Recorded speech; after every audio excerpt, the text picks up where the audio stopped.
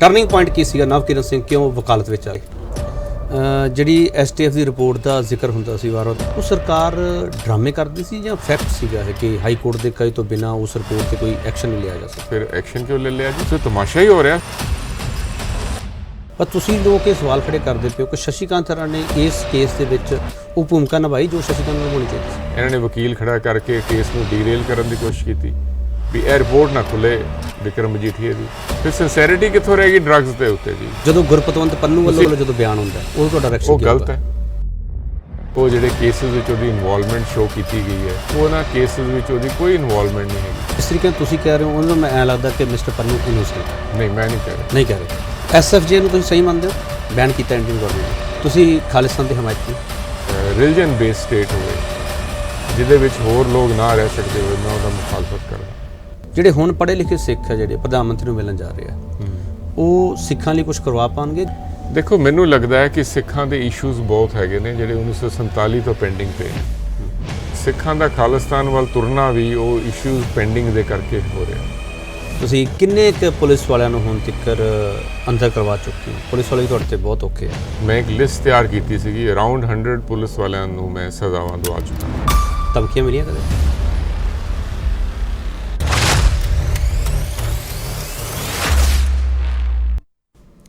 ਜਸ TV ਦੇਖ ਰਹੇ ਤੁਸੀਂ, ਮੈਂ ਕੇਪੀ ਸਿੰਘ ਵਿਊ ਪੁਆਇੰਟ ਵਿੱਚ ਤੁਹਾਡਾ ਸਭ ਦਾ ਸਵਾਗਤ ਕਰਦਾ। ਅੱਜ ਉਹ ਸ਼ਖਸੀਅਤ ਸਾਡੇ ਨਾਲ ਮੌਜੂਦ ਹੈ ਜਿਨ੍ਹਾਂ ਨੇ ਡਰੱਗ ਕੇਸਿਸ ਨੂੰ ਹੱਥ ਪਾਇਆ ਹੋਇਆ, ਜਿਨ੍ਹਾਂ ਨੇ ਪੰਜਾਬ ਦੀ ਜਵਾਨੀ ਨੂੰ ਕੁਰਾਹੇ ਪੈਂਦੀ ਨੂੰ ਬਚਾਉਣ ਦਾ ਬੀੜਾ ਚੁੱਕਿਆ ਹੋਇਆ। ਉਹ ਇਹ ਦਾਅਵਾ ਕਰਦੇ ਆ ਕਿ ਪੁਲਿਸ ਕੇਸਿਸ ਜਿਹੜੇ ਹੈਗੇ ਆ ਉਹਨਾਂ ਵਿੱਚ ਇਨਸਾਫ ਮਿਲਣਾ ਬਹੁਤ ਜ਼ਰੂਰੀ ਹੈਗਾ। ਜੇ ਪੁਲਿਸ ਮਹਿਕਮੇ ਦੇ ਵਿੱਚ ਕਲੀਨਨੈਸ ਆਊਗੀ ਤਾਂ ਹੀ ਸਮਾਜ ਵਿੱਚ ਆ ਸਕਦੀ ਹੈ। ਬਹੁਤ ਸਾਰੇ ਸਵਾਲ ਉਹਨਾਂ ਤੋਂ ਲੈਣ ਦੀ ਜ਼ਰੂਰਤ ਹੈ। ਕੀ ਹੈ 34 ਸਾਲ ਦਾ ਉਹਨਾਂ ਦਾ ਤਜਰਬਾ ਹੈ ਵਕਾਲਤ ਕਰਦਿਆਂ ਹੋਇਆਂ ਨੂੰ। ਬਹੁਤ ਕੇਸਿਸ ਉਹਨਾਂ ਲੜੇ ਆ, ਕੌਮਾਂਤਰੀ ਪੱਧਰ ਤੇ ਜਾ ਕੇ ਵੀ ਕੇਸ ਲੜਿਆ ਤੇ ਹੁਣ ਉਹਨਾਂ ਕੇਸਿਸ ਨੂੰ ਕਿਤਾਬਾਂ ਦੇ ਰੂਪ ਵਿੱਚ ਕਲਮਬੱਧ ਕਰਨ ਦੀ ਕੋਸ਼ਿਸ਼ ਵਿੱਚ ਲੱਗੇ ਹੋਏ ਆ। ਨਵਕਿਰਨ ਸਿੰਘ ਸਾਡੇ ਨਾਲ ਮੌਜੂਦ ਹੈਗੇ। ਨਵਕਿਰਨ ਸਿੰਘ ਜੀ, ਸਰ ਬਹੁਤ ਸਵਾਗਤ ਹੈ ਸਰ ਤੁਹਾਡਾ। ਸਤਿ ਸ਼੍ਰੀ ਅਕਾਲ ਜੀ। ਸਤਿ ਸ਼੍ਰੀ ਅਕਾਲ ਜੀ। ਕੀ ਹਾਲ ਹੈ ਤੁਹਾਡਾ? ਬੜਾ ਅੱਛਾ ਹੈ ਜੀ। ਨਵਕਿਰਨ ਸਿੰਘ ਜੀ, ਵੈਸੇ ਪਹਿਲਾ ਸਵਾਲ ਤੁਹਾਡੇ ਤੋਂ ਸਾਰੇ ਪੁੱਛਦੇ ਆ ਡਰੱਗ ਕੇਸਿਸ ਬਾਰੇ। ਮੈਂ ਪਹਿਲਾ ਸਵਾਲ ਇਹ ਕਰੂੰਗਾ, ਇੰਨੇ ਸਾਲ ਹੋ ਗਏ ਤੁਹਾਨੂੰ ਕੇਸਿਸ ਲੜਦਿਆਂ ਨੂੰ, ਅਲੱਗ-ਅਲੱਗ ਤਰ੍ਹਾਂ ਦੇ ਕੇਸਿਸ ਤੁਹਾਡੇ ਸਾਹਮਣੇ ਆਏ ਆ। ਤੁਹਾਡੀ ਪੋਲੀਟੀਕਲ ਸਮਝ ਦੀ ਵੀ ਗੱਲ ਮੈਂ ਕਰੂੰਗਾ। ਧਮਕੀਆਂ ਮਿਲੀਆਂ ਕਦੇ? ਨਹੀਂ, ਕਿਸੇ ਦੀ ਹਿੰਮਤ ਨਹੀਂ ਹੋਈ। ਜਿਹੜੇ ਇਹੋ ਜਿਹੇ ਕੇਸਿਸ ਕਹਾਂਗਾ ਕਿਸੇ ਦੀ ਹਿੰਮਤ ਨਹੀਂ ਹੋਈ ਧਮਕੀ ਦੇਣ। ਜਿਹੜੇ ਇਹੋ ਜਿਹੇ ਕੇਸਿਸ ਨੂੰ ਹੱਥ ਪਾਉਂਦਾ ਪਹਿਲਾ ਸਵਾਲ ਆ ਕੇ ਸਾਡੇ ਕੋਲੇ ਬੰਦਾ ਇਹ ਕਹਿੰਦਾ ਮੈਨੂੰ ਥ੍ਰੈਟ ਬਹੁਤ ਮਿਲਦੇ ਆ। ਪਤਾ ਨਹੀਂ, ਮੈਨੂੰ ਜ਼ਿੰਦਗੀ 'ਚ ਕਿਸੇ ਨੇ ਅੱਜ ਤੱਕ ਕੋਈ ਥ੍ਰੈਟ ਨਹੀਂ ਕੀਤਾ। ਮੇਰੇ ਭਾਵੇਂ ਮੇਰੇ ਨਾਲ ਦੇ 5 ਪੁਲਿਸ ਵਾਲਿਆਂ ਨੇ ਮੇਰੇ ਨਾਲ ਦੇ 5 ਵਕੀਲ ਸਾਥੀ ਚੁੱਕ ਕੇ ਮਾਰ ਦਿੱਤੇ, ਲੇਕਿਨ ਮੈਂ ਉਹਨਾਂ ਦੇ ਕੇਸ ਲੜੇ ਸੁਪਰੀਮ ਕੋਰਟ ਤੱਕ, ਲੇਕਿਨ ਮੈਨੂੰ ਅੱਜ ਤੱਕ ਕੋਈ ਥ੍ਰੈਟ ਨਹੀਂ ਮਿਲੀ। ਨਾ ਕਿਸੇ ਨੂੰ ਕੋਈ ਡਰ ਲੱਗਿਆ?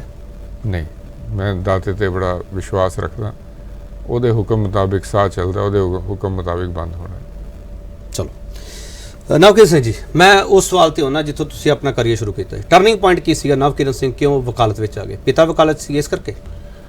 ਇਹ ਤਾਂ ਗੱਲ ਠੀਕ ਹੈ ਕਿ ਮੇਰੇ ਪਿਤਾ ਵਕਾਲਤ ਸੀਗੇ, ਤੇ ਇਹ ਵੀ ਗੱਲ ਸੀਗੀ ਕਿ ਮੇਰੇ ਵਿੱਚ ਜਿਹੜਾ ਸੇਵਾ ਦਾ ਜਜ਼ਬਾ ਹੈ ਉਹ ਇਸ ਕਰਕੇ ਸੀਗਾ ਕਿ ਮੇਰੇ ਫਾਦਰ ਵੀ ਕਮਿਊਨਿਸਟ ਪਾਰਟੀ ਨੂੰ ਬਿਲੋਂਗ ਕਰਦੇ ਸੀਗੇ ਤੇ ਉਹ ਵੀ ਗਰੀਬਾਂ ਤੇ ਮਜ਼ਲੂਮਾਂ ਦੀ ਸੇਵਾ ਕਰਦੇ ਸੀ। ਸੋ ਸਾਡੇ ਖੂਨ ਵਿੱਚ ਸੇਵਾ ਦੀ ਭਾਵਨਾ ਸੀਗੀ ਤੇ ਵਕਾਲਤ ਦੇ ਕਿੱਤੇ ਵਿੱਚ ਇਸ ਕਰਕੇ ਮੈਂ ਆਇਆ ਕਿਉਂਕਿ ਮੇਰੇ ਫਾਦਰ ਵਕੀਲ ਸੀਗੇ। ਕੋਈ ਇਹੋ ਜਿਹਾ ਟਰਨਿੰਗ ਪੁਆਇੰਟ ਤੁਹਾਡੀ ਲਾਈਫ ਦੇ ਵਿੱਚ ਜਦੋਂ ਤੁਹਾਨੂੰ ਲੱਗਿਆ ਕਿ ਹੁਣ ਸਮਾਜ ਦੀ ਗੱਲ ਕਰਨੀ ਚਾਹੀਦੀ ਹੈ ਜਾਂ ਪਿਤਾ ਦੇ ਰਾਹ ਤੇ ਚੱਲਣ ਦੀ ਕੋਸ਼ਿਸ਼ ਹੈ? ਨਹੀਂ, ਦੇਖੋ ਖੂਨ ਵਿੱਚ ਤਾਂ ਸੀਗਾ ਹੀ। ਤੇ ਟਰਨਿੰਗ ਪੁਆਇੰਟ ਜਿਹੜਾ ਮੇਨ ਗੱਲ ਜਿਹੜੀ ਜਿਸ ਈਵੈਂਟ ਕਰਕੇ ਮੈਂ ਹਿਊਮਨ ਰਾਈਟਸ ਵਿੱਚ ਪਿਆ, ਮੈਂ ਜਦੋਂ 1984 ਦੀ ਗੱਲ ਹੈ, ਜੂਨ 1984, ਤੇ ਮੈਂ ਉਦੋਂ ਆਪਣੇ ਲਾਅ ਦੇ ਐਗਜ਼ਾਮ ਦੇਣ ਲਈ ਗੰਗਾਨਗਰ ਗਿਆ ਸੀਗਾ ਤੇ ਇੱਥੇ ਕਰਫਿਊ ਲੱਗਿਆ ਹੋਇਆ ਸੀਗਾ। 4 ਜੂਨ ਦੀ ਗੱਲ ਹੈ ਤੇ ਅਸੀਂ ਹਰਿਆਣੇ ਦੇ ਰਾਹੀਂ ਬੱਸ ਵਿੱਚ ਗਏ। 5-7 ਮੁੰਡੇ ਅਸੀਂ ਚੰਡੀਗੜ੍ਹ ਦੇ ਸੀਗੇ। ਅਸੀਂ ਜਾ ਕੇ ਇੱਕ ਕੋਠੀ ਦੇ ਵਿੱਚ ਕਮਰੇ ਲੈ ਲਏ ਤੇ ਅਸੀਂ ਦੁਪਹਿਰੇ ਬੈਠੇ ਜਿਹੜੇ ਨੇ ਆਪਣਾ ਠੰਡਾ ਪੀਂਦੇ ਪਏ ਸੀਗੇ ਤਾਂ ਪੁਲਿਸ ਨੇ ਆ ਕੇ ਉਹ ਘਰ ਨੂੰ ਘੇਰ ਲਿਆ ਤੇ ਅਸੀਂ ਬੜੇ ਹੈਰਾਨ ਹੋਏ। ਉਹਨਾਂ ਨੇ ਕਿਹਾ ਜੀ ਥੱਲੇ ਆ ਜਾਓ। ਅਸੀਂ ਕੱਪੜੇ ਪਾ ਕੇ ਥੱਲੇ ਆਏ। ਗਰਮੀ ਬਹੁਤ ਸੀ, ਗੰਗਾ ਨਗਰ ਵੈਸੇ ਗਰਮੀ ਬੜੀ ਹੁੰਦੀ ਹੈ ਜੀ। ਤੇ ਉਹਨਾਂ ਸਮੇਂ 'ਚ ਨਾ ਕੋਈ ਕੂਲਰ ਤੇ ਨਾ ਕੋਈ ਏਸੀ ਹੁੰਦੇ ਸੀਗੇ। ਤਾਂ ਅਸੀਂ ਥੱਲੇ ਗਏ ਤੇ ਉਹਨਾਂ ਨੇ ਸਾਡੀ ਪੁੱਛਗਿੱਛ ਕੀਤੀ ਵੀ ਤੁਸੀਂ ਕਿੱਥੋਂ ਆਏ ਹੋ, ਕੌਣ ਹੋ, ਇਹ ਵਾ। ਤੇ ਉਹ ਕਹਿੰਦੇ ਜੀ ਤੁਸੀਂ ਇਸ ਘਰ 'ਚ ਨਹੀਂ ਰਹਿ ਸਕਦੇ। ਸਵਾਲ ਤਾਂ ਅਸੀਂ ਕੀ ਪੁੱਛਣਾ ਸੀਗਾ। ਤੇ ਉਹਨਾਂ ਨੇ ਜਦੋਂ ਪੁੱਛਿਆ ਵੀ ਦੱਸੋ ਜੀ ਤੁਹਾਡਾ ਕੋਈ ਇੱਥੇ ਕੋਈ ਤੁਹਾਨੂੰ ਜਾਣਦਾ ਹੈ, ਤੇ ਮੇਰਾ ਜਿਹੜਾ ਲੋਕਲ ਗਾਰਡੀਅਨ ਸੀ ਉੱਥੇ ਲੀਡਿੰਗ ਲਾਇਰ ਸੀਗਾ, ਉਹਦਾ ਮੈਂ ਨਾਮ ਲਿੱਤਾ। ਤੇ ਉਹ ਕਹਿੰਦੇ ਜੀ ਤੁਸੀਂ ਇਹ ਘਰ ਖਾਲੀ ਕਰ ਦਿਓ। ਤੇ ਅਸੀਂ ਘਰ ਖਾਲੀ ਕਰਤਾ। ਅਸੀਂ ਜਾ ਕੇ ਇੱਕ ਹੋਟਲ ਵਿੱਚ ਆਪਣਾ ਕਮਰਾ ਲੈ ਲਿਆ। ਹੋਟਲ 'ਚ ਕਮਰੇ ਲੈਣ ਤੋਂ ਬਾਅਦ ਵੀ ਜਿਹੜੀ ਇੰਟੈਲੀਜੈਂਸ ਦੇ ਲੋਕ ਜਿਹੜੇ ਨੇ ਉਹ ਸਾਡੇ ਦਰਵਾਜ਼ੇ 'ਤੇ ਥੱਲੇ ਪੌੜੀਆਂ 'ਚ, ਉੱਤੇ ਸਾਡੇ ਕਮਰੇ ਸੀਗੇ, ਪੌੜੀਆਂ 'ਚ ਉੱਥੇ ਬੈਠੇ ਰਹਿੰਦੇ ਸੀਗੇ। ਬਾਅਦ ਸਾਨੂੰ ਪਤਾ ਚੱਲਿਆ ਕਿ ਉਸ ਕੋਠੀ ਦੇ ਵਿੱਚੋਂ ਜਿਹੜਾ ਉਹਨਾਂ ਦਾ ਮੁੰਡਾ ਸੀਗਾ ਉਹ ਕਿਧਰੇ ਸੰਤ ਜਰਨੈਲ ਸਿੰਘ ਹੋਰਾਂ ਦਾ ਚੇਲਾ ਸੀਗਾ।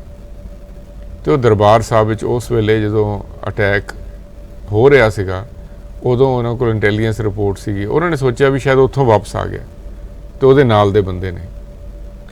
ਅਤੇ ਉਦੋਂ ਅਸੀਂ ਸਾਰੇ ਸੋਚਣ ਨੂੰ ਮਜਬੂਰ ਹੋਏ ਵੀ ਪੰਜਾਬ ਵਿੱਚ ਚੱਲ ਕੀ ਰਿਹਾ, ਕਿਉਂਕਿ ਚੰਡੀਗੜ੍ਹ ਅਸੀਂ ਰਹਿੰਦੇ ਸੀਗੇ, ਵਕੀਲ ਫਾਦਰ ਸੀਗੇ, ਸਾਨੂੰ ਕੋਈ ਸੇਕ ਨਹੀਂ ਸੀਗਾ ਪੰਜਾਬ ਦੇ ਮਾਹੌਲ ਦਾ। ਤੇ ਉਸ ਦਿਨ ਜਿਹੜਾ ਹੈਗਾ ਮੈਂ ਕਮ ਸੇ ਕਮ ਪਰਸਨਲੀ ਇਸ ਚੀਜ਼ ਦਾ ਪ੍ਰਣ ਕੀਤਾ ਵੀ ਮੈਂ ਵਕੀਲ ਬਣਨ ਤੋਂ ਬਾਅਦ ਜਿਹੜੇ ਲੋਕ ਜੇਲ੍ਹਾਂ 'ਚ ਬੰਦ ਨੇ ਉਹਨਾਂ ਦੀ ਸੇਵਾ ਕਰਾਂਗਾ। ਅਤੇ ਮੈਂ ਇਹ ਵੀ ਪ੍ਰਣ ਕੀਤਾ ਕਿ ਮੈਂ ਜਿਹੜਾ ਹੈਗਾ ਅੰਮ੍ਰਿਤ ਛਕ ਲਾਂਗਾ। ਉਸ ਲਈ ਮੈਂ ਆਪਣੀ ਦਾੜੀ ਜਿਹੜੀ ਉਹ ਟ੍ਰਿਮ ਕਰਦਾ ਸੀਗਾ। ਅਤੇ ਆਉਣ ਤੋਂ ਬਾਅਦ ਫਿਰ ਮੈਂ ਜਿਹੜਾ ਹੈਗਾ ਅੰਮ੍ਰਿਤ ਛਕ ਲਿਆ। ਉਸ ਤੋਂ ਬਾਅਦ ਮੈਂ ਲਾਅ ਕੰਪਲੀਟ ਕੀਤੀ। ਲਾਅ ਕੰਪਲੀਟ ਕਰਨ ਤੋਂ ਬਾਅਦ ਮੈਂ ਪਤਾ ਕੀਤਾ ਕਿ ਕਿਹੜੀ ਜੇਲ੍ਹਾਂ 'ਚ ਬੰਦੇ ਬੰਦ ਨੇ। ਮੈਂ ਉਹ ਵਕੀਲ ਲੱਭੇ ਜਿਹੜੇ ਉਹਨਾਂ ਦੀ ਸੇਵਾ ਕਰਦੇ ਸੀ, ਮੈਂ ਉਹਨਾਂ ਨਾਲ ਜੁੜ ਗਿਆ ਅਤੇ ਇਸ ਸੇਵਾ 'ਚ ਪੈ ਗਿਆ। 84 ਟਰਨਿੰਗ ਪੁਆਇੰਟ ਹੈ ਤੁਹਾਡਾ? ਬਿਲਕੁਲ 84 ਜੂਨ 84 ਟਰਨਿੰਗ ਪੁਆਇੰਟ ਹੈ। ਅਤੇ 84 ਦਾ ਇਨਸਾਫ ਅੱਜ ਤੱਕ ਉਹਦੇ ਲਈ ਜਦੋਜਹਿਦ ਚੱਲਦੀ ਪਈ ਹੈ। ਅਫਸੋਸ ਹੁੰਦਾ, ਦਰਦ ਹੁੰਦਾ ਕਦੇ? ਇਸ ਤਰ੍ਹਾਂ ਹੈ ਕਿ ਮੈਂ ਆਪ ਜਾ ਕੇ 2.5 ਸਾਲ ਟਾਈਟਲਰ ਨੂੰ ਪ੍ਰੋਸੀਕਿਊਟ ਕਰਦਾ ਰਿਹਾ ਦਿੱਲੀ। ਅਤੇ ਜਿਹੜੇ ਇਨਸਾਫ ਦੇ ਕੇਸ ਅਸੀਂ ਹੈਗੇ ਨੇ, ਈਵਨ ਹੋਮ ਚਿੱਲੜ ਦਾ ਜਿਹੜਾ ਕੇਸ ਹੈ ਉਹ ਅਸੀਂ ਇਨਕੁਆਇਰੀ ਮਾਰਕ ਕਰਾਈ ਸੀਗੀ।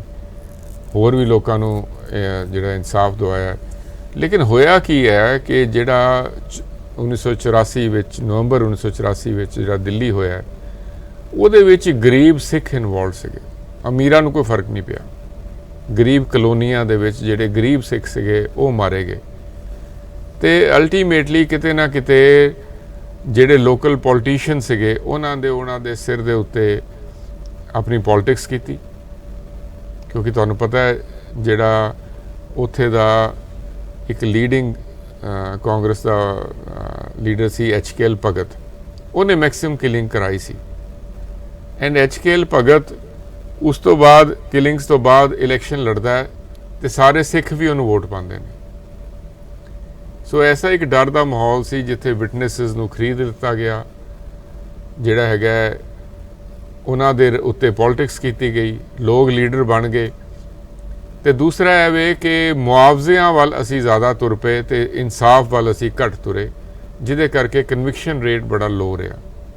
ਪਰ ਇਹ ਠੀਕ ਹੈ ਕਿ ਸਮੇਂ ਦੀ ਸਮੇਂ ਸਰਕਾਰਾਂ ਨੇ ਪਹਿਲੇ 7 ਲੱਖ ਦਿੱਤਾ, 7 ਲੱਖ ਫਿਰ ਦਿੱਤਾ, ਲੋਕਾਂ ਨੂੰ ਨੌਕਰੀਆਂ ਵੀ ਦਿੱਤੀਆਂ, ਲੋਕਾਂ ਨੂੰ ਘਰ ਵੀ ਦਿੱਤੇ। ਪਰ ਜਿਹਨਾਂ ਲੋਕਾਂ ਦੀ ਜਾਨ ਗਈ ਉਹ ਤੁਹਾਨੂੰ ਸਾਰਿਆਂ ਨੂੰ ਪਤਾ ਹੈ। ਤੁਸੀਂ ਗਰੀਬ ਸਿੱਖਾਂ ਦਾ ਜ਼ਿਕਰ ਕੀਤਾ, ਅੱਜ ਵੀ ਗਰੀਬ ਸਿੱਖਾਂ ਨੂੰ ਨਿਸ਼ਾਨਾ ਬਣਾਇਆ ਜਾ ਰਿਹਾ, ਤੁਹਾਨੂੰ ਲੱਗਦਾ? ਬਿਲਕੁਲ, ਗਰੀਬ ਹਮੇਸ਼ਾ ਟਾਰਗੇਟ ਹੁੰਦਾ, ਈਜ਼ੀ ਟਾਰਗੇਟ। ਅੱਜ ਵੀ ਜਿੰਨੇ ਕੇਸ ਪੰਜਾਬ ਵਿੱਚ ਘਟਨਾਵਾਂ ਵਾਪਰਦੀਆਂ ਪਈਆਂ ਉਹ 'ਚੋਂ ਟਾਰਗੇਟ ਗਰੀਬ ਸਿੱਖ ਹੈ। ਮੈਨੂੰ ਪਤਾ, ਮੇਰੇ ਕਲਾਇੰਟ ਨੇ। ਧਰਮ ਦੇ ਨਾਂ ਦੇ ਉੱਤੇ ਕਿਸੇ ਨੂੰ ਵਰਗਲਾਣਾ ਬੜਾ ਸੌਖਾ ਹੈ ਜੇ ਕੋਈ ਉਹ ਗਰੀਬ ਹੋਵੇ। ਇੱਕ ਤਾਂ ਇਕਨੋਮਿਕਲੀ ਬੰਦਾ ਵੀਕ ਹੁੰਦਾ, ਇੱਕ ਧਰਮ ਚੀਜ਼ ਐਸੀ ਹੈ ਕਿ ਜਿੱਥੇ ਤੁਸੀਂ ਬੜੀ ਛੇਤੀ ਉਤੇਜਿਤ ਹੋ ਜਾਂਦੇ ਹੋ, ਇਮੋਸ਼ਨਲੀ ਤੁਹਾਨੂੰ ਯੂਜ਼ ਕੀਤਾ ਜਾ ਸਕਦਾ। ਮਨੁੱਖੀ ਅਧਿਕਾਰਾਂ ਦੀ ਲੜਾਈ ਨੂੰ ਧਰਮ ਦੀ ਲੜਾਈ ਨਾਲੋਂ ਵੱਖ ਕਿਵੇਂ ਕੀਤਾ ਜਾ ਸਕਦਾ? ਨਹੀਂ, ਦੇਖੋ, ਮਨੁੱਖੀ ਅਧਿਕਾਰਾਂ ਦੀ ਲੜਾਈ ਵੀ ਧਰਮ ਦੀ ਲੜਾਈ ਹੈ।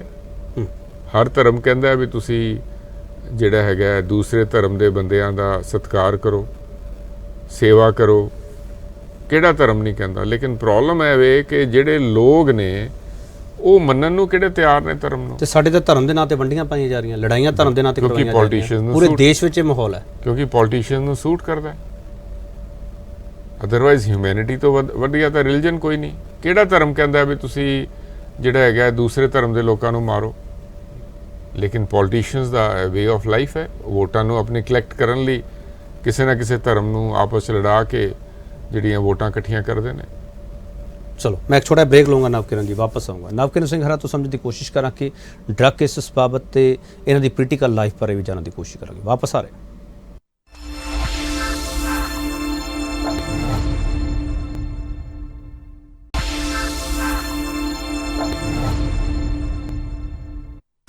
ਇੱਕ ਵਾਰ ਫਿਰ ਤੁਹਾਡਾ ਸਵਾਗਤ ਕਰਦੇ ਹਾਂ। ਨਵਕਿਰਨ ਸਿੰਘ ਬਹੁਤ ਤਜਰਬੇਕਾਰ ਵਕੀਲ ਸਾਡੇ ਨਾਲ ਮੌਜੂਦ ਹੈਗੇ ਆ। ਨਵਕਿਰਨ ਜੀ, ਮੈਂ ਹੁਣ ਉਸ ਪੁਆਇੰਟ ਤੇ ਆਉਣਾ ਜਿਸ ਪੁਆਇੰਟ ਦੇ ਉੱਤੇ ਅਕਸਰ ਤੁਹਾਡੇ ਤੋਂ ਸਵਾਲ ਹੁੰਦੇ ਆ।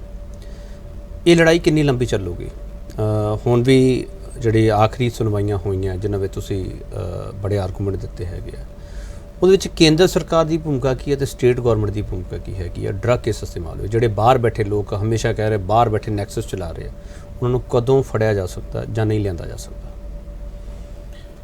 ਦੇਖੋ, ਪਹਿਲੀ ਗੱਲ ਤਾਂ ਜਿਹੜੀ ਡਰੱਗ ਦੀ ਪ੍ਰੋਬਲਮ ਹੈ ਉਹ ਅਮਰੀਕਾ ਵਰਗੇ ਮੁਲਕਾਂ 'ਚ ਵੀ ਖਤਮ ਨਹੀਂ ਹੋਈ। ਉਹਨਾਂ ਨਾਲ ਮੈਕਸੀਕੋ ਦਾ ਬਾਰਡਰ ਲੱਗਦਾ। ਡਰੱਗ ਜਿਹੜੀ ਹੈਗੀ ਉਹਨਾਂ ਨੇ ਤਾਰਾਂ ਵੀ ਲਾ ਲਈਆਂ, ਦੁਆਰਾਂ ਵੀ ਬਣਾ ਲਈਆਂ, ਲੇਕਿਨ ਫਿਰ ਵੀ ਡਰੱਗ ਉੱਥੇ ਵਿਕਦੀ ਹੈ। ਮੈਂ ਨਹੀਂ ਇਹ ਕਹਿ ਸਕਦਾ ਕਿ ਡਰੱਗ ਜਿਹੜੀ ਹੈ ਕਿਸੇ ਮੁਲਕ ਦੇ ਵਿੱਚ ਟੋਟਲ ਵਿਕਣੀ ਬੰਦ ਹੋ ਜਾਏਗੀ। ਬਿਲਕੁਲ ਠੀਕ ਹੈ। ਹਾਂ, ਜਿਸ ਤਰੀਕੇ ਨਾਲ ਡਰੱਗ ਨੂੰ ਯੂਜ਼ ਕੀਤਾ ਗਿਆ ਪੰਜਾਬੀਆਂ ਦਾ ਘਾਣ ਕਰਨ ਲਈ, ਜੈਨੋਸਾਈਡ ਕਰਨ ਲਈ, ਉਹ ਅਸੀਂ ਚਾਹੁੰਦੇ ਹਾਂ ਵੀ ਦੇਖੋ, ਕਿਉਂਕਿ ਮੈਂ ਸਮਝਦਾ ਪਰਸਨਲੀ ਕਿ ਕੋਈ ਨਾ ਕੋਈ ਸਾਜ਼ਿਸ਼ ਹੈ। ਹੁਣ ਡਰੱਗ ਤਾਂ ਬੰਬੇ ਦੇ ਰਾਹੀਂ ਵੀ ਆਉਂਦੀ ਹੈ, ਗੁਜਰਾਤ ਦੇ ਰਾਹੀਂ ਵੀ ਆਉਂਦੀ ਹੈ, ਜਿਹੜੇ ਹੋਰ ਇੰਟਰਨੈਸ਼ਨਲ ਬਾਰਡਰਸ ਨੇ ਉਹਨਾਂ 'ਚ ਵੀ ਆਉਂਦੀ ਹੈ, ਪਰ ਇਹ ਕਿਉਂ ਹੈ ਕਿ ਪੰਜਾਬ ਦੀ ਨੌਜਵਾਨੀ ਹੀ ਸਿਰਫ ਡਰੱਗ ਐਡਿਕਟ ਹੋ ਰਹੀ ਹੈ? ਨਹੀਂ, ਇਹ ਸਭ ਵਰਤਾਰਾ 90 ਤੋਂ ਬਾਅਦ ਹੋਇਆ, ਤੁਹਾਨੂੰ ਇਉਂ ਲੱਗਦਾ? ਨਹੀਂ, 90 ਤੋਂ ਬਾਅਦ ਤਾਂ ਹੋਇਆ ਕਿਉਂਕਿ ਪਹਿਲੇ ਜਿਹੜੀ ਮਿਲੀਟੈਂਟਸੀ ਦਾ ਰਾਜ ਸੀਗਾ, ਤਾਂ ਡਰੱਗ ਜਿਹੜੀ ਅਵੇਲੇਬਲ ਹੁੰਦੀ ਨਹੀਂ ਸੀ, ਡਰੱਗ ਸੀਗੀ ਨਹੀਂ। ਲੋਕ ਜੇ ਵੱਧ ਤੋਂ ਵੱਧ ਪੀਂਦੇ ਸੀ, ਸ਼ਰਾਬ ਪੀਂਦੇ ਸੀ, ਉਹ ਵੀ ਡਰ ਕੇ ਪੀਂਦੇ ਸੀਗੇ। ਜਿਹੜਾ ਚਿੱਟਾ ਆਇਆ, ਚਿੱਟੇ ਦਾ ਜਿਹੜਾ ਹੈਗਾ ਕਿਉਂਕਿ ਇੰਟਰਨੈਸ਼ਨਲੀ ਟ੍ਰਾਂਜ਼ਿਟ ਪੁਆਇੰਟ ਬਣ ਗਿਆ। ਅੱਗੇ ਟ੍ਰਾਂਜ਼ਿਟ ਤਾਂ ਹੋ ਜਾਂਦਾ ਸੀਗਾ ਲੇਕਿਨ ਕੰਜ਼ਿਊਮ ਨਹੀਂ ਸੀ ਹੁੰਦਾ। ਸੋ ਜਿਹੜਾ ਰੁਝਾਨ ਚਿੱਟੇ ਵੱਲ ਜਿਹੜਾ ਹੈਗਾ, ਫਿਰ ਮੈਂ ਇਹਦੇ 'ਚ ਤੁਹਾਨੂੰ ਫਿਰ ਦੱਸਾਂਗਾ ਕਿ ਇਹਦੇ ਵਿੱਚ ਵੀ ਗਰੀਬ ਲੋਕ ਹੀ ਇਨਵੋਲਵ ਨੇ। ਉਹਨੂੰ ਵਰਗਲਾਇਆ ਜਾਂਦਾ ਪੈਸੇ ਦੇ ਕੇ? ਨਹੀਂ, ਵਰਗਲਾਇਆ ਵੀ ਜਾਂਦਾ ਹੈ। ਕੁਛ ਜਿਹੜੇ ਗਰੀਬ ਤਬਕੇ ਦੇ ਲੋਕ ਨੇ, ਅਗਰ ਤੁਸੀਂ ਦੇਖਿਆ, ਅਗਰ ਤੁਸੀਂ ਹਿਸਟਰੀ ਦੇਖੋ, ਜਿੰਨੀ ਹੂਜ ਟ੍ਰੈਜਡੀਜ਼ ਹੁੰਦੀਆਂ ਨੇ, ਕੀ ਕਦੀ ਅਮੀਰ ਦੇ ਹੁੰਦੀਆਂ, ਗਰੀਬ ਦੀ ਹੁੰਦੀਆਂ। ਜਿਹੜੇ ਲੋਕ ਮਰਦੇ ਪਏ ਨੇ ਜ਼ਿਆਦਾ ਗਰੀਬਾਂ ਦੇ ਲੋਕ ਨੇ, ਉਹ ਨਸ਼ੇ ਦਾ ਸ਼ਿਕਾਰ ਨੇ। ਇੱਕ ਤਾਂ ਵਿਹਲੜਪਨ ਹੈ, ਇੱਕ ਜਿਹੜਾ ਹੈਗਾ ਵਿਹਲੜਪਨ ਅੱਡ ਹੈ, ਨੌਕਰੀਆਂ ਨਾ ਹੋਣੀਆਂ ਅੱਡ ਪ੍ਰੋਬਲਮ ਹੈ। ਪੰਜਾਬ ਦਾ ਨੌਜਵਾਨ ਜਿਹੜਾ ਹੈਗਾ ਉਹ ਕੰਮ ਕਰਕੇ ਵੀ ਰਾਜ਼ੀ ਨਹੀਂ ਹੈ। ਨਹੀਂ, ਤੁਸੀਂ ਇਹ ਕਹਿਣਾ ਚਾਹੁੰਦੇ ਐਨਰਜੀ ਚੈਨਲਾਈਜ਼ ਨਹੀਂ ਕੀਤੀ ਜਾ ਰਹੀ? ਐਨਰਜੀ ਚੈਨਲਾਈਜ਼ ਨਹੀਂ ਕੀਤੀ ਜਾ ਰਹੀ। ਇੱਕ ਤਾਂ ਜਿਹੜਾ ਹੈਗਾ ਅਸੀਂ ਸਦੀਆਂ ਤੋਂ ਆਪਣੇ ਖੇਤਾਂ ਦੇ ਵਿੱਚ ਯੂਪੀ ਜਾਂ ਬਿਹਾਰ ਦੀ ਲੇਬਰ ਤੋਂ ਕੰਮ ਕਰਾ ਰਹੇ ਹਾਂ, ਸਾਡੇ ਆਪਣੇ ਬੱਚੇ ਵਿਹਲੇ ਬੈਠੇ ਰਹਿੰਦੇ ਨੇ, ਉਹੀ ਗੈਂਗਸਟਰ ਬਣ ਰਹੇ ਨੇ, ਉਹੀ ਨਸ਼ਾ ਕਰ ਰਹੇ ਨੇ। ਤੁਸੀਂ ਗੈਂਗਸਟਰ, ਡਰੱਗਸ ਤੇ ਟੈਰਰਿਜ਼ਮ, ਇਹਨਾਂ ਸਾਰਿਆਂ ਨੂੰ ਇਕੱਠਿਆਂ ਨੂੰ ਜੋੜ ਕੇ ਦੇਖਦੇ ਹੋ? ਹੁਣ ਤਾਂ ਕਹਿੰਦੇ, ਸਰਕਾਰ ਕਹਿ ਰਹੀ ਵੀ ਸਾਰਾ ਇੱਕੋ ਹੋ ਗਿਆ। ਤਾਂ ਹੀ ਸਰਕਾਰ ਸੁੱਤੀ ਜਾਗੀ ਹੈ। ਜਦ ਤੱਕ ਪੰਜਾਬ ਦੇ ਵਿੱਚ ਨਸ਼ੇੜੀ ਬਣ ਰਹੇ ਸੀ ਪੰਜਾਬੀ ਯੂਥ, ਤਦ ਤੱਕ ਕਿਸੇ ਨੇ ਧਿਆਨ ਨਹੀਂ ਦਿੱਤਾ। ਅੱਜ ਇੰਟਰਨੈਸ਼ਨਲ ਇਸ਼ੂ ਕਿਉਂ ਬਣ ਰਿਹਾ ਜੀ?